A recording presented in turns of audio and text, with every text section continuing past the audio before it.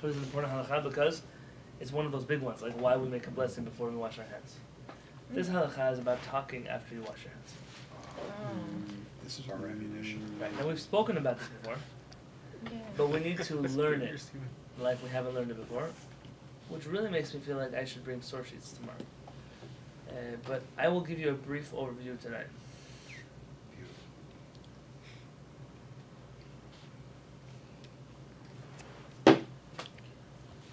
Basically, I'll give you everything you need to know tonight, and tomorrow we'll do it using the source sheet. Okay? How about That's that? great. Thank you. Page 329. Din hafsaka ben bitzi'ah lentila.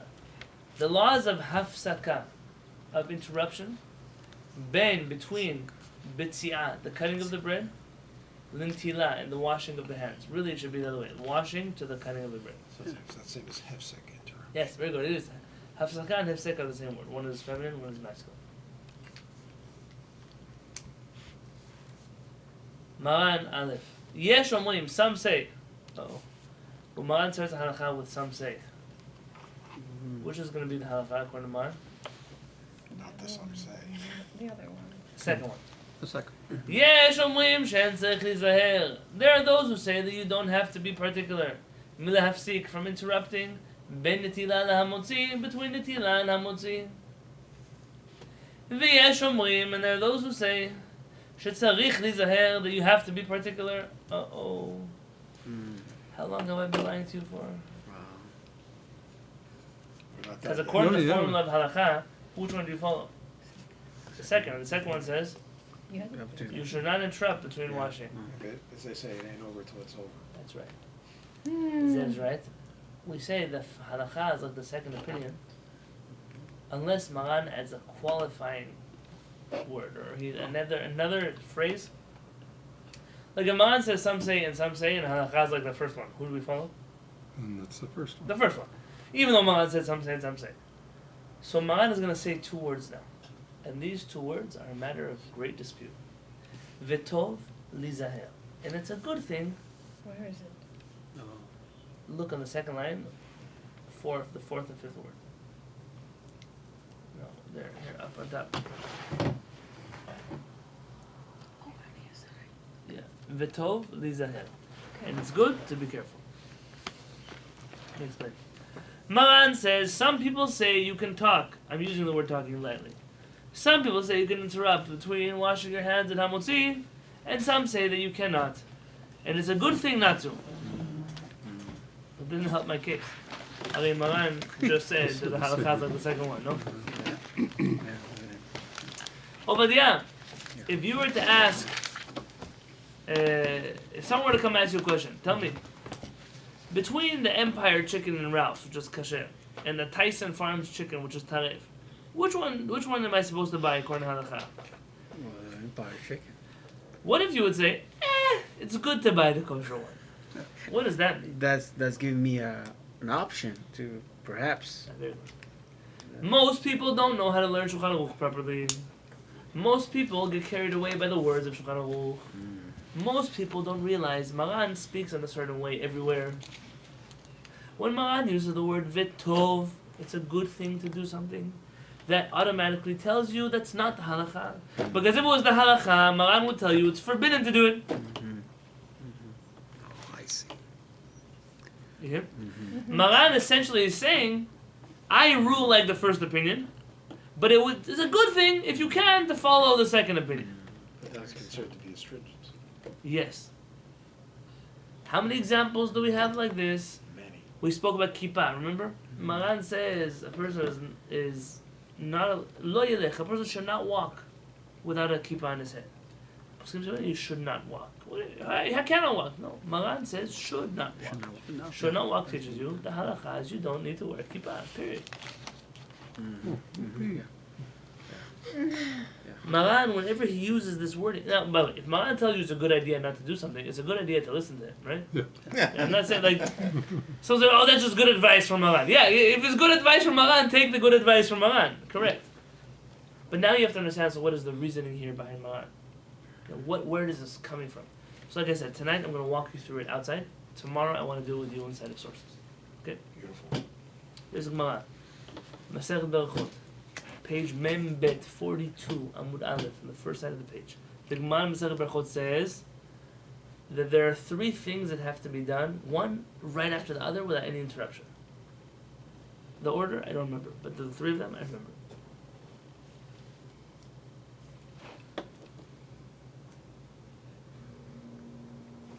Word. Techef. Legiula, tefillah. Gemara says, right after you say the Geulah, the redemption blessing, you must immediately start the tefillah. What is tefillah? Whenever the Gemara says the word tefillah, it doesn't mean prayer. What does it mean? The Amidah, the part of the prayer that is the main tefillah.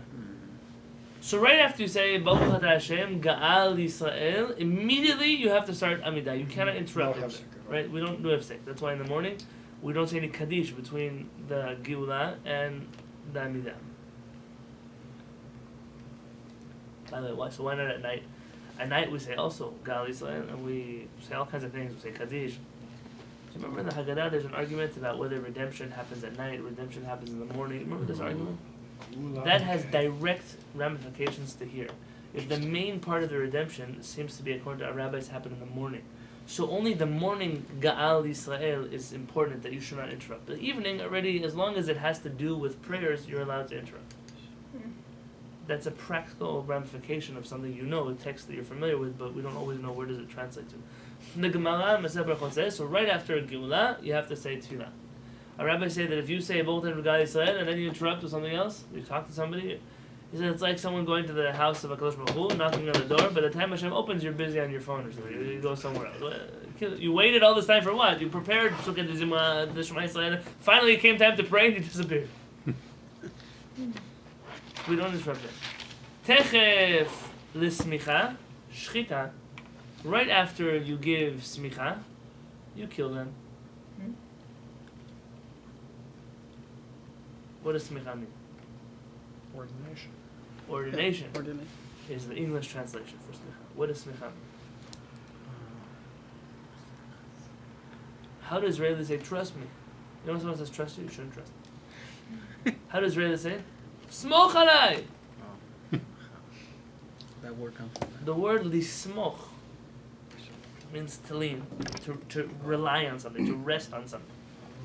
When you ordain a rabbi, his rabbi would lean on his head. Right. And that leaning is called smichat chachamim. Literally, we can rely on you. I really need to go to school. In the Beit HaMikdash, though, smicha means when the goat comes to be slaughtered, we lean on its head and then we slaughter the goat. Like Azazel. Yeah, it's the same process. Meaning, right after you have, I'm sorry, just kidding. What if it's an emergency? It might be, but not an emergency. I have to worry about it. You lean on the goat, and right after the goat, you have to do shchita. You can't talk, you can't interrupt, you can't do anything else then. The third thing, techef l'ntilat yadayim. Right after you wash your hands, beracha. You have to make a blessing with no interruption. Obviously, everyone agrees, Ashkenazim, Sfaradim, regardless of what practice is today, everybody agrees that in Talmudic times, when this Gemara was written, everybody made a blessing before they washed their hands for bread, so not afterwards. So it can't be you wash your hands, then immediately make a blessing about the other day. The Gemara cannot be referring to that. So when you wash your hands, what is the next blessing that you make?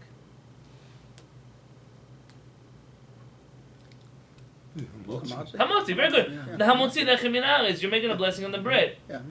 So you read this Gemara. The Gemara says right after you wash your hands for bread, you cannot do anything until you say Hamotzi. Fascinating halacha. Because if you look in the Gemara and the commentaries, Rashi says, Techef l'ntilat yadayim. Which hand washing are we talking about? Mayim acharonim. The washing that you do at the end of the meal. Techef l'ntilat bracha. Which blessing are we referring to? Birkat hamazon. The blessing after meals. Tosafot. So it's the same thing. Which hand washing are you talking about? Mayim acharonim. Which blessing are you talking about? Birkat hamazon. All the commentaries on the Gemara say the same exact thing.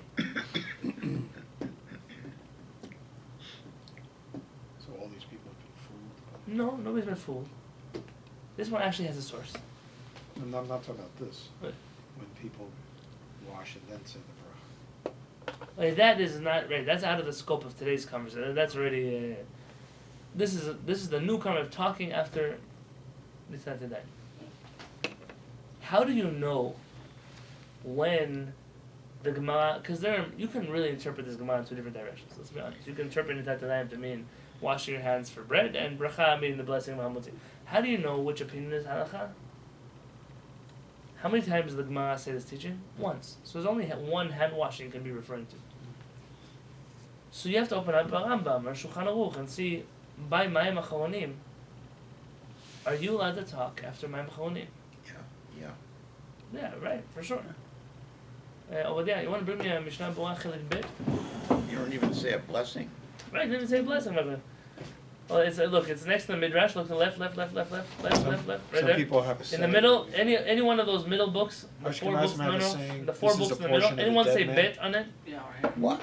Very Yeah. good. And before you come back, I think it's in the Chabad. also if you Really? look in the There Rambam, is? those are the blue books on the right. Is there one that says an aleph on the side? Yes, right here. Thank you. There's a saying that some people say this is the portion of the dead man. Is that Chelik Adam Shach? That's a Oh. Kabbalistic thing. Yeah, Chabad says it. The Sfardim say it Wow. quietly. Whatever. The Ben Ishai says you're not allowed to say it out loud. I don't know why. I'm not the Kabbalist. Oh, first about Jack. Jack, let's help you out first. If I remember correctly, in the laws of brachot in the 6th chapter. Chavay, you should get yourself a Rambam. You can buy a set for $60. The Hebrew is pretty easy. If you work hard enough, you'll be Now able to there's a new understand. one with Nukudot. There's now Nikudot, there's English translation, that'll be about $450. You're talking about the one with the brown. Yeah, but it's still worth it, because what are you going to do without a Rambam in your life? What's the point of living? Yeah. I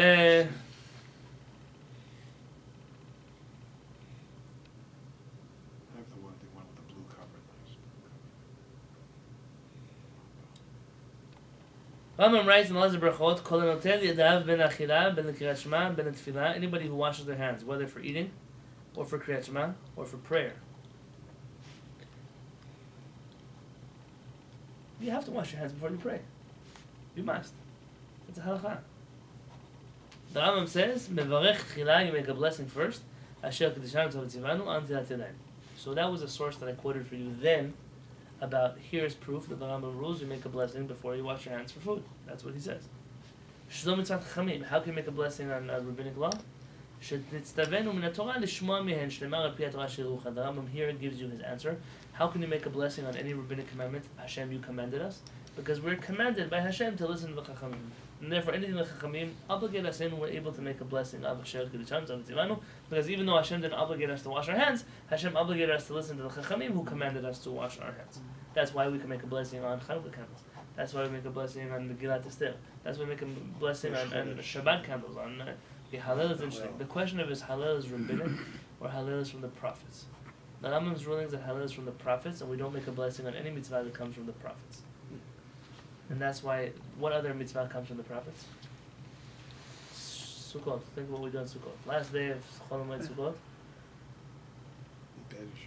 Yeah, the prophets command us on Hoshana Rabbah to Oh, the bang. beat the 5 Oh, the elbow to willows. the ground. Yeah. And what do we say? We say some Aramaic mumble. What do we mumble? Chavit, chavit. We hit, ve. Vela barich, and we don't make a bracha. Meaning, we accept the ruling of the Nevi'im to do this, but we will not make a blessing because it comes from the prophets. How did the rabbis get in a better standing than the prophets? A different shiur for a different time. But just know that this is the Rambam's ruling throughout his halakha.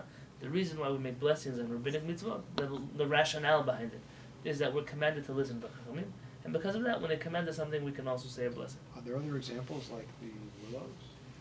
Yeah, Hallel, of Rosh Chodesh. Of Rosh Chodesh. Yeah. It's from the Umayim acharonim, and hand washing at the end of the meal, and mevarchim alehem. We do not make a blessing on them. Why? Chachamim also consider that. She'enam el mipnei sakana. The only reason we wash our hands after the meal, says the Rambam, feel bad for all the Mukubalim who want to convince you the Rambam was a Kabbalist. The only reason you wash your hands after the meal is mipnei sakana, because of the danger of the salt of Sdom that might hurt your eyes. Lefichach, and therefore, chayav adam lizaher ben biotel. You have to be even more particular about the mayim achonim, because it's a danger thing. It's not a halakha thing. It's more important. It's a health. But you don't make a blessing because it's only there for health. And so you won't get salt in your eyes? The salt of Sdom, not just any salt. Oh, The salt of Sdom that blinds people. yes. So Jack, I just, you must be a descendant of the Balei Tosafot. well, you have great foresight. The Balei Tosafot say that nowadays we don't have the salt of Sdom, so we don't have to wash mayim achonim. That's practically the reason why most Ashkenazi Jews in the world don't wash mayim achonim. They do it on Shabbat. Nobody ever explains why on Shabbat yes, but Yep. 6 days of the week no. It seems like that's just a custom. Ashkenazim in general don't wash mayim achonim at all. Even the cup they pass around is not really mayim achonim. You have to wash until your wrists for mayim achonim, or until your knuckles for mayim achonim. Really? Yeah, that little cup you pass around. Yeah, I always it's wondered like that. in, It's me- like- in that's memory, like right? It's like a little just a drop. little In drop. memory of the mayim achonim. But it's so important on so many. Right. Well, not according to the German French rabbis who say there's no more salt of Sdom. What are you busy? Now the Kabbalists say, hold on, you totally missed the point. It's all Kabbalah. It's got nothing to do with salt of Sdom. Salt, Rav Kook, even the salt of Sdom, is when you eat, you indulge, you stop worrying about anybody else because you just indulged in yourself. The people of Sdom are self-centered people. So what does it mean blinded by the salt of Sdom is that when you indulge in physical activity, generally the next step is to ignore the plight of people who don't have.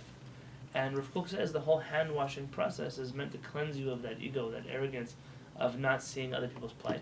And why water? Rav Kook says water is like a mikveh. You think you can live forever, you think you're so tough, try going underwater for a few seconds. Then you realize just how much HaKadosh Baruch Hu is in control of the world. Yeah. Now that's very beautiful, and it's a very deep idea, but it's not what the Rambam just said. Yeah, let's call a spade a spade. This is an extra meaning, and so for that reason you probably see that people are not so particular about mayim achonim.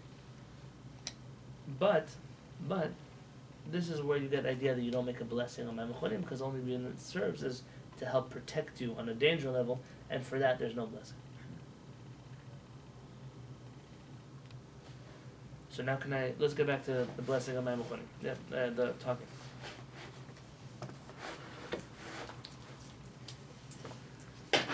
Shulchan Aruch.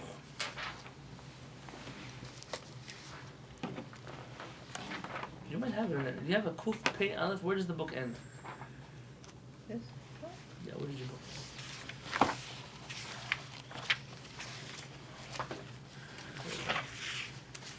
Hey, look here. It goes from Kuf Nun Hey to Kuf Samech Vav. So it ends at 168. I'm looking for 181, so it's not here. Maran writes the Shulchan Aruch.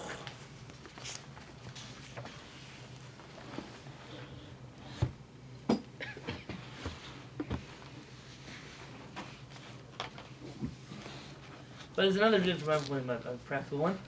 If your hands are dirty from food, you're even eating with the food, it's not nice to bless Hashem.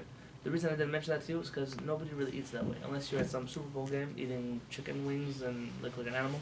And there's no. What about the Press. hand and the couscous? Kind Right, exactly. That's when Maimon Chaim had the idea of getting your hands dirty. Thank God, since then, you don't have to eat like an animal anymore. Banana leaves. That's why you have utensils. My granddaughter doesn't use them very much. Yeah, But you she's can 1 year excuse old. that because how old is she? 1 year old. How old are we? A little. 2.5. A little older.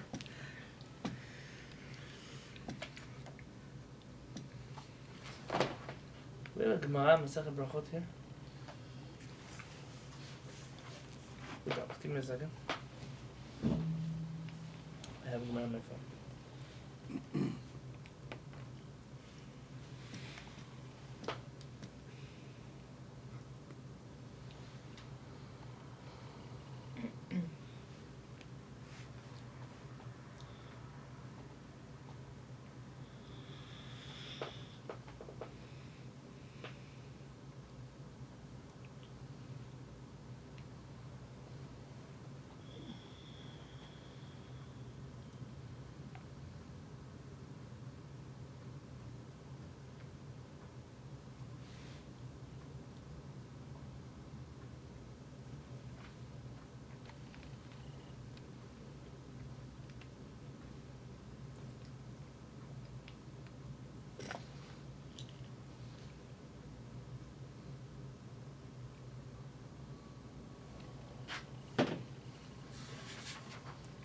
Look to me in chapter 179.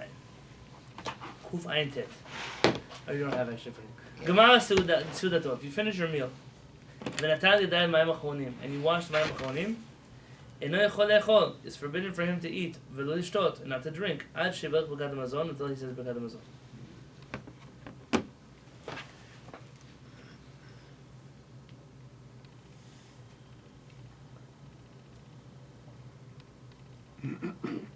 Says Mishnah Bura, Ashkenazi commentary. What does it mean you can't eat after you do mayim achronim? V'hu adin, the same halakha applies. Sheyesh lizaher lechatchila. A person has to be careful lechatchila. Ideally, shlo yifsik b'dibur. You cannot talk. Afilu me'at, even a little bit. The techef l'ntila beracha, because the Talmud rules that immediately after you wash mayim achronim, you have to make the blessing b'kat hamazon right away.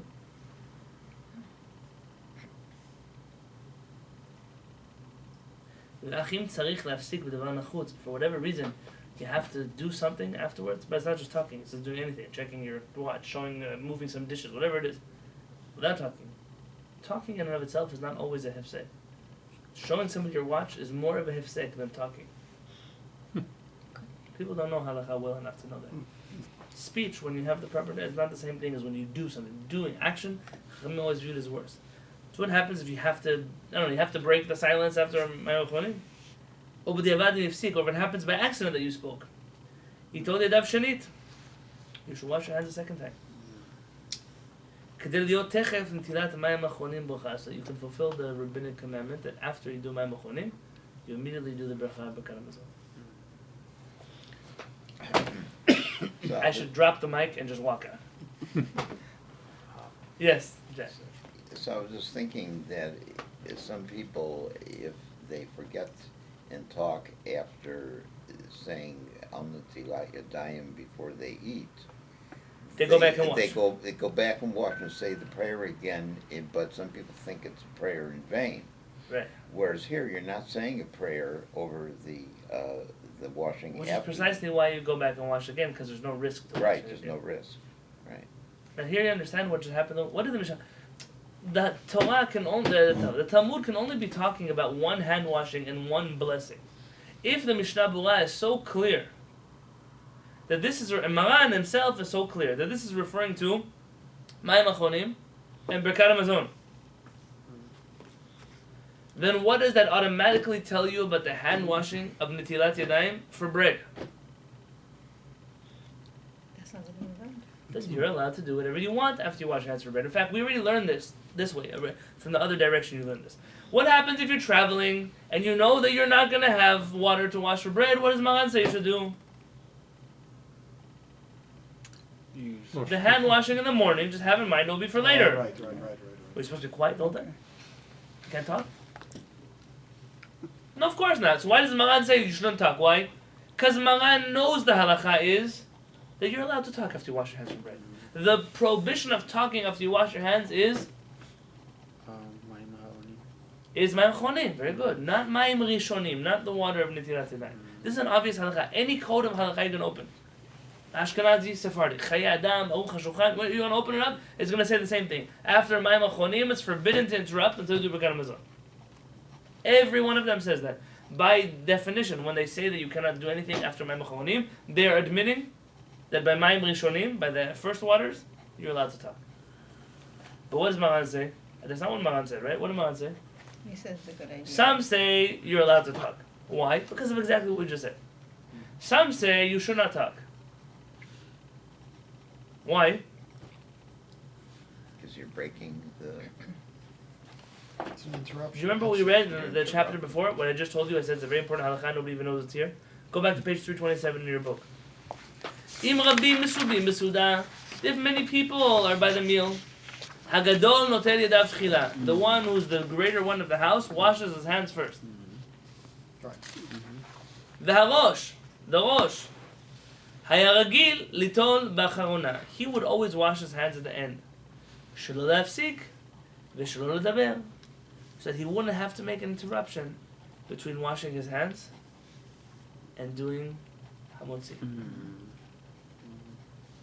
Along comes the Rosh and he says, I know that all the commentaries say that this is talking about mayim achronim, But what can I do? I am worried that it might also refer to the first hand washing. Maybe the commentary's got it wrong. And the Rosh takes it upon himself as a personal custom not to interrupt between, for sure not by my machonim, for sure not. But also he adds, not by washing your hands in the beginning too. Many people look at Maran and say, Maran, so because of the Rosh, you're telling us that we have to be quiet? You're a sellout. What about the Rambam?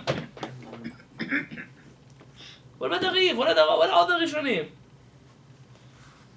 I want to stand up for Maran for a second. Maran bases his halachot off of 3 rabbis. Who are they? The Rambam, The Riv, the Rif, very good, and the Rosh. right? the Rosh. Yeah, these 3 rabbis. Rambam says, are you allowed to talk after you wash your hands? In the first waters? First hand washing? Yes, yes, because he says you're not allowed to talk in the second one. The Rosh, what is the Rosh's opinion? There, you can't. You shouldn't talk by either of them. Yeah. Okay. So now the Maran is dealing with 1 against 1. Who's going to decide for Maran what the halakha is? Who's the second one? Who's the last of the 3? The Rif, Rabbi Yitzchak Al-Fasi. Rabbi Yitzchak Al-Fasi got out of this problem. Rabbi Yitzchak Al-Fasi, in his book, The Rif, he just writes, immediately after washing, you must bless. Pretty simple. First washing. Doesn't say, he just quotes the Talmud. Now there are reasons given for this. The reason is probably because the Rif, like all the other commentaries of the Talmud, understood it to be obvious. It should be obvious to you that we're talking about my machonim. Why do I have to spell it out? But once the Rif doesn't spell it out, and the Rosh does spell it out, now Maran is really stuck in a place where he's got 1 against 1, and the third one is not cooperating. And that's why even though Maran says, listen, the halakha is like all the commentaries that say that you shouldn't speak after my machonim, and that it's okay to speak after you wash your hands. But the Rosh disagrees. And I don't have enough hard proof from the Rif to knock him out of the water. And because of that, I suggest, if you can, don't talk. I always tell people here, it's not a mitzvah to talk after you wash your hands. You don't have to talk. Tomorrow I'm going to bring some sources But for you you. don't have to do the whole No, by the way, no, that's also talking. Playing charades is also a hafsaka between. I go to people's house, they sound like monkeys. What? So just speak. Don't you think saying, can you please pass me the salt, is more conducive to, and you already said more words than the one who spoke. Tell me how the people who believe you have to be quiet, they sit there singing. Singing is not talking now? They're busy bringing the challah board, bringing the salt, the challah board. What? That's not an interruption? It is, all It is this. interesting. Saying pass the salt is not even an interruption because you're speaking about the bread. Well, people used to wash it right at the table. Just Yeah, before no, okay. Yeah. Yeah. So let me Not read to you anymore. one last halakha, and I'm going to send you home for the night. And because tomorrow I'll bring a source sheet for But everybody. have a I actually might email it to you if it depends on my printer how it's working. Haggah, on page 329. What does it mean you cannot interrupt between washing your hands and eating bread? What is considered interruption? And from here I will show you that there's not one serious group of Jews in the world that follows this halakha, that they don't talk after they wash their hands. They don't interrupt. There's not one group that you know of that does not interrupt after they wash their hands. Look at the Ramah. V'im shaha k'dei hiluch 22 amah. And if you sat silently at the table longer than it takes to walk 22 amot. How much is 22 amot? 18 by 22, isn't it? Yes, very good. 22 times 18 divided by 12, 33 feet. How long does it take you to walk 33? How far is 33 feet? 5, Oh, The door to- 15, Could it be from one side of the room to the other? Or it's a little small. 5 seconds, Yeah. 10 seconds, How? 5 seconds? 10 seconds? yeah, somewhere in there. Says the Ramah, if you sit, im shaha, if you wait, quietly, not doing anything, kedei hiluch 22 amah. The length that it takes to walk 22 amah, 33 feet, 5 seconds, 10 seconds. Can it take longer than 10 seconds? Yeah. Maybe if you're crawling on the floor. Okay? Maybe if you're limping. Yeah, but for the most part, mikre hefsek. It's called a hefsek. Hear what the Ramah just said? If you come and you wash your hands, and you sit in your chair, and you wait quietly for everyone to come back to the table so you can do hamotzi, You've already got the you have already made a hefsek. You might as well talk. There's not one community that you know of that everyone scrambles from the sink to the table in time to do hamotzi. There's one community that I know of like that. The German Jews. They do something fascinating. Yeah. The German Jews, everybody washes their hands before Kiddush. And they come to the table, and they do Kiddush after they wash their hands. But the Ramah says, I'll tell you in a second. And then what happens, right after they finish Kiddush, they reach over for the bread, and they do hamotzi. So nobody has to get up a second time. So it's basically simultaneous. Yes. What does Maran say? No. The way you do it is you do Kiddush, you go wash your hands, and then you eat bread. Okay. And what does the Ramah write in Siman Reish Ayin Aleph in the laws of Shabbat? The Ramah writes in the Chei Moshe Haruch in his long commentary. He says, "Umiyamai lo ra'iti nohagim kacha." I've never in my whole life seen anybody who has this weird custom to do Kiddush and then wash their hands and then do hamotzi. Huh. I mean, the custom in Ashkenaz was after they washed their hands, they still made Kiddush, and then they ate bread. Nobody accepted this to halacha. I asked once a Talmid Chacham who was German. He told me, I can't tell you, I was never there, so I can't tell you. He told me that the Baal Habayit, the host, he was the only one who didn't wash his hands before Kiddush. Right after Kiddush, he would wash his hands, immediately come and do hamotzi. So really, that was the only community who, ironically, even though the people weren't particular about not doing anything after they washed their hands, the host, he would immediately wash his hands and come do hamotzi, so he didn't have to wait for anybody. Everybody was already washed. So maybe in our history of our people, the only one who ever was particular about doing hamotzi 5 seconds after washing his hands was the host of the German Jewish family, but not including anybody else at his table. This what I was saying to you now is written in black on white. There's nothing to argue about here. There's no questions here. There's nothing that's not clear here. Most people, though, when they study halakha, even people that are religious for a long time, they don't really ever open up a Shulchan Aruch and study halakha. They do what everybody else does. I'm going to post, if someone can remind me, there's an article I want to post here from Rabbi Dr. Chaim Soloveitchik. He has an article on what happened to the world of modern Orthodoxy. People grew up, just being religious. They went to synagogue, they kept Shabbat, they did kosher. And then all of a sudden their kids went to yeshiva for the first time. The first generation of yeshiva kids who came back. And all of a sudden they come with Shulchan Aruch. And how could we do this? It doesn't say Shulchan Aruch. And he quotes this tension between the way Jews do things and the way Jews are supposed to do things. And obviously he falls out not in the same place where I would fall out in this conversation, but it's a fascinating thing to observe. If religious Jews would study their own text, they would feel like everything they're doing is wrong, which is sometimes the feeling you get when you come here. And it's not supposed to be, it's not intended to just show everyone does things wrong, but this is a clear halakha. If you know how to read the Shulchan Aruch properly, it's very clear to you that even the Ramah, who says you can't even wait more than 22 feet, amot, it's obvious that nobody is able to do that. So you go to a big Shabbat meal, you wash your hands in the Beit Knesset, and there's 300 people coming for Kiddush. That never happens. So then what's the difference? The Ramah says that once you wait 22 seconds, it's already a hefsek. If you still allow yourself to wait 15 seconds after you wash your hands, so then why not talk? Okay, that's my question for tomorrow. I'm going to bring you a social. You want to ask something? We had some guests a couple weeks ago on Shabbat. They were just, we never saw anyone say the bracha before washing hands. I guess it's not very commonly done. But It's not done anywhere aside from around here. Even in the Sephardic world, it's not done. So that's Sephardic thing? I said no, it's just a Jewish thing. That's just Shulchan Aruch. I don't know.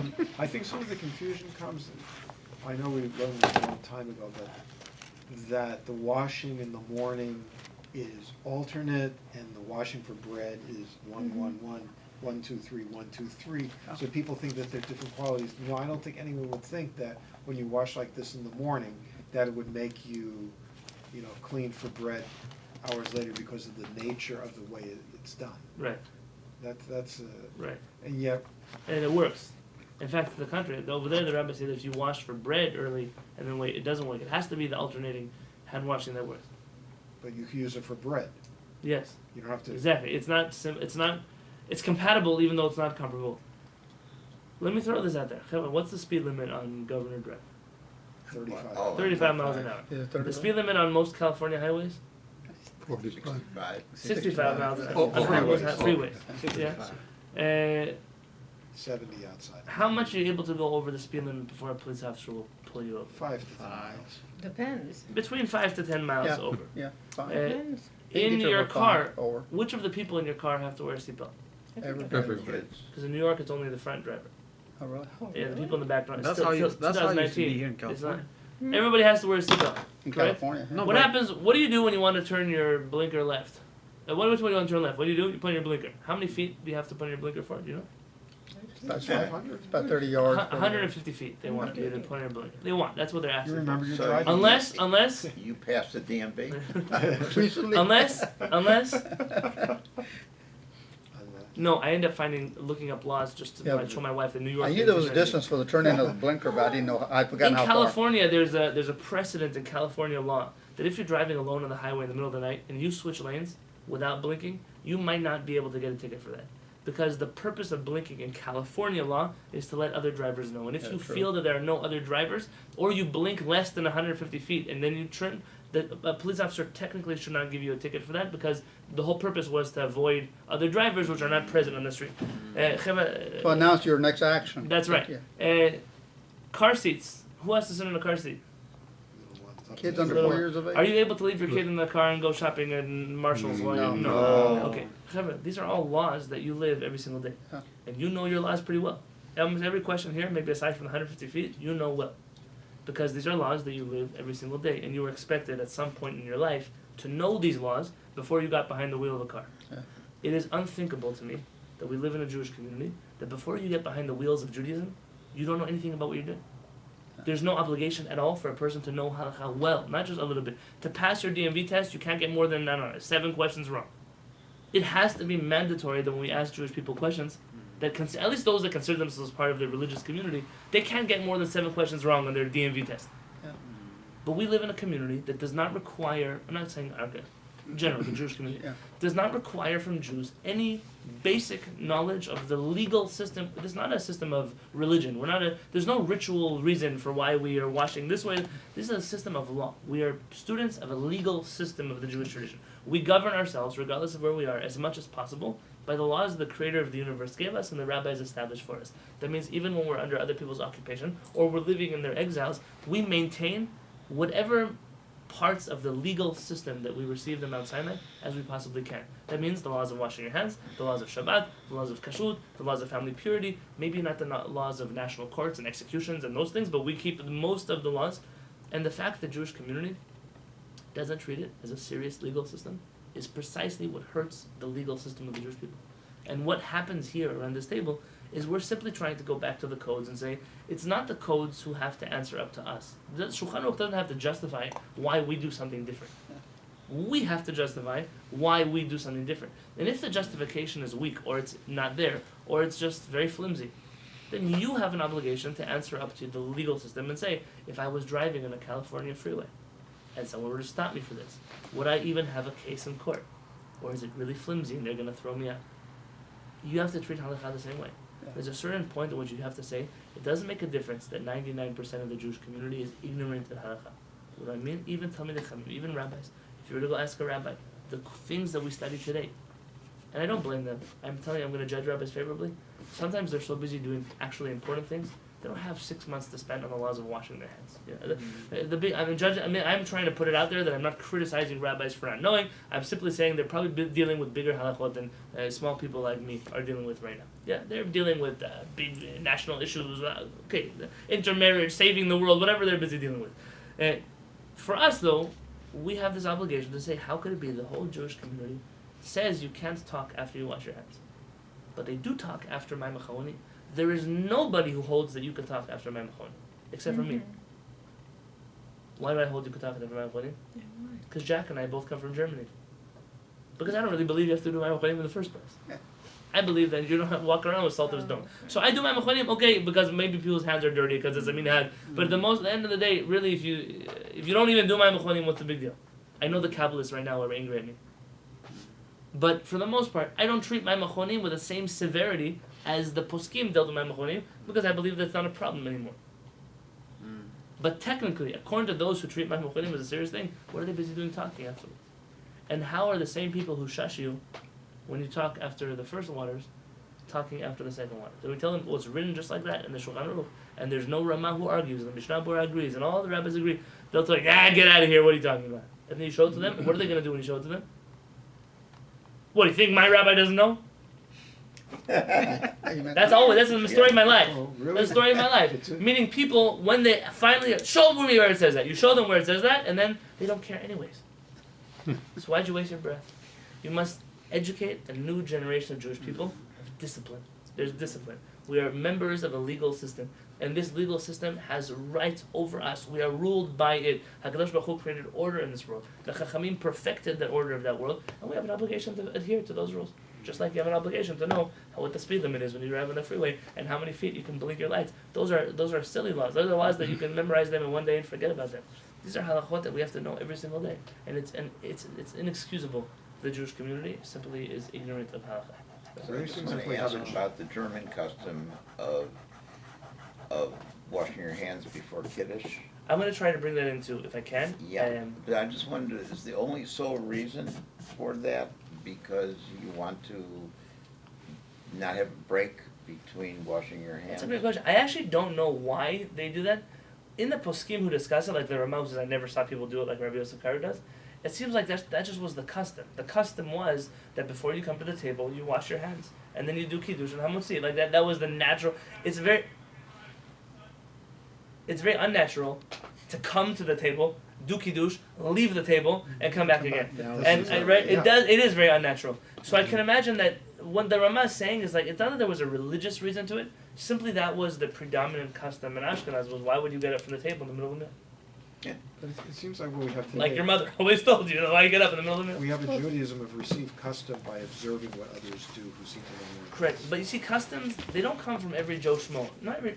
When you have a custom, you could tell this custom came from Tamid Chacham, this custom came from. Some of these people tell me, it's our custom to do X, Y, Z. Yeah. I say, right, because that's the custom of the Vilna Gaon. The Vilna Gaon instituted that custom. That's a pretty strong custom, right? Gaon the Vilna says to do something, unless you have a good reason not to listen to him. That's an important thing.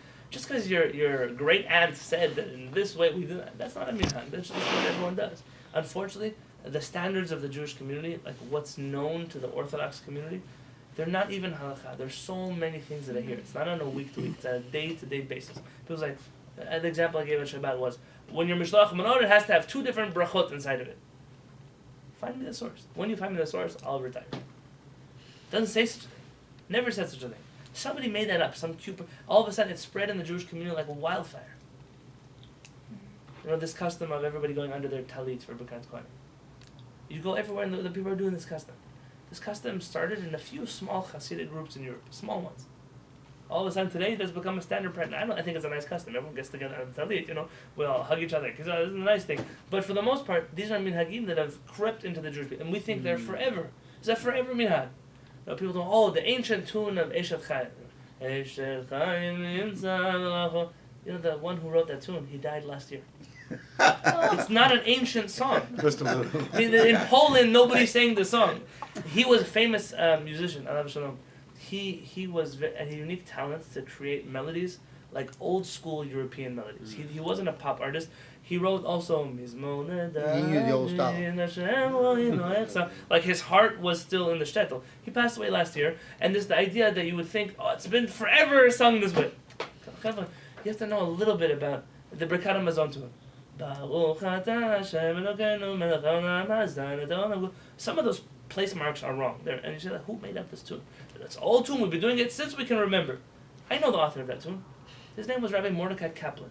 You're kidding. He's not Constructionist. Yeah, he was a founder of the Reconstructionist movement. That's the tunes. Why did it stick? The same way they have Havdalah tunes. Not Rosh Hashanah. It definitely seemed like they were really forcing the words. Come or Patechid. Yeah, there's random things that don't fit exactly. Because it wasn't meant for the siddur that they're using. It was meant for. You have the Havdalah. Baruch atah Hashem Elokeinu melech haolam borei peri hagefen. Why do they da da da da da? Because normally that blessing is meant to be said twice. Borei peri hagefen, borei peri hagefen. Amen. That should tell you that Nara Tamid Chacham wrote this song. That song was written. It's by any NCSY Shabbaton you're gonna go to. Any out in the boondocks Orthodox synagogue that's Havdalah that sings. They're gonna sing that tune. That tune was written by Debbie Friedman. That's her tune. She didn't mind making a blessing twice. The halacha was not so particular in that Beit Midrash about how to make the blessing or not. Now, it's very nice to me to see how a song from Debbie Friedman has now reached the whole Jewish community, but people pretend like it's how dare you change the tune of Havdalah? Soon that's going to become a minhag. They're going to record those notes in the Jewish tradition, and if God forbid you're going to be the chazan who changes the tune of Havdalah, they're going to scream you out of town. They're not going to tell you who it was written from and her standing in the Jewish community. But that's the way these things. Those things are not minhagim. Just because Jews do something doesn't make them minhagim. I think it's very important to know. Have a beautiful evening.